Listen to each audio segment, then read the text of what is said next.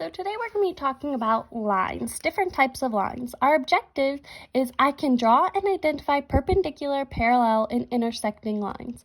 Our class has talked about perpendicular and parallel lines when it comes to FIE, and we're looking for different types of angles and different lines and how different lines meet each other.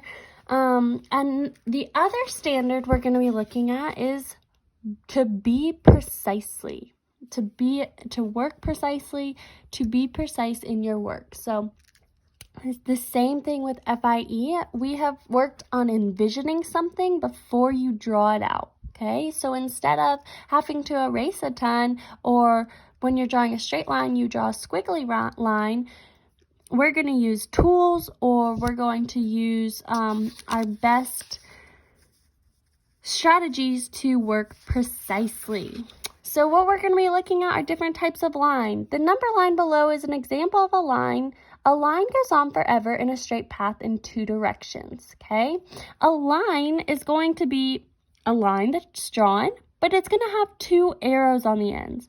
The two arrows on the ends signify that this line goes on indefinitely, infinitely, unending in this direction. This arrow says the same thing about this side over here, okay? Draw the following pairs of lines. Two lines that will never cross, two lines that cross at 1 point, two lines that cross at 2 points. And if you cannot draw the lines, tell why. So for the number one, I am going to draw these two lines over here, okay? We're going to retrace over them. We've got one line right here, and in order to draw a line that never intersects this line, you're going to have to draw a line directly next to it moving in the same direction.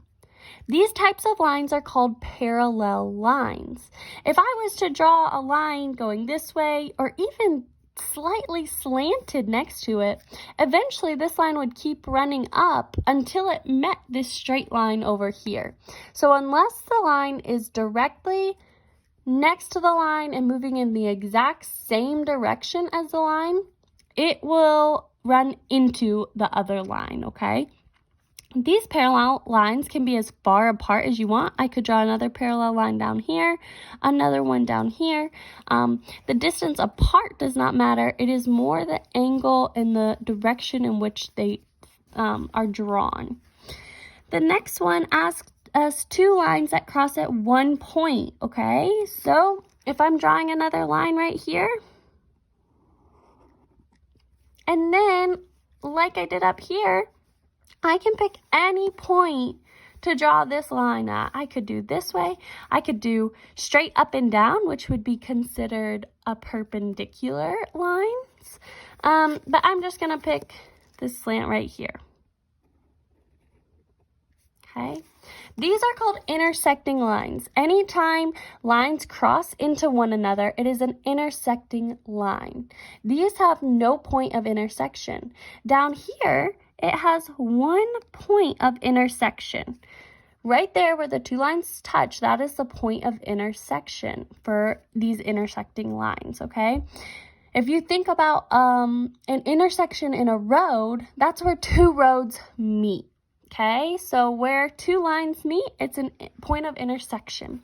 Number 3 is two lines that cross at 2 points. Now this one's a little bit tricky. I'm going to draw my line again.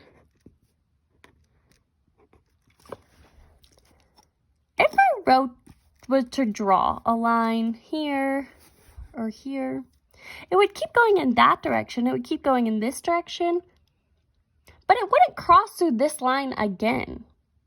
So I'm going to have to draw a different type of line if I want it to have 2 points of intersection on this line. The only way that I could make a line go through this line twice is if I went through it once and then I curve it around and bring it back through this line. It now has 2 points of intersection. However, we're not going to use curved lines very often, it is good to recognize them and to know they exist. But our focus is going to be on straight lines, okay? So this is two lines crossing at 2 points.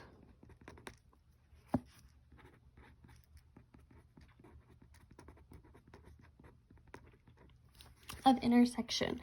We could not have two straight lines with 2 points of intersection. It would have to be a curved line, okay? Since we've gone over that now, we can look down at the bottom. It says, Terry said the lines shown intersect at 3 points. Is Terry correct? Explain. Well, we've already talked up here about how that is a point of intersection, that and that. So all we have to do is look right here and circle the points of intersection. There the two lines meet, there the two lines meet, and there the two lines meet. So that is 3 points of intersection.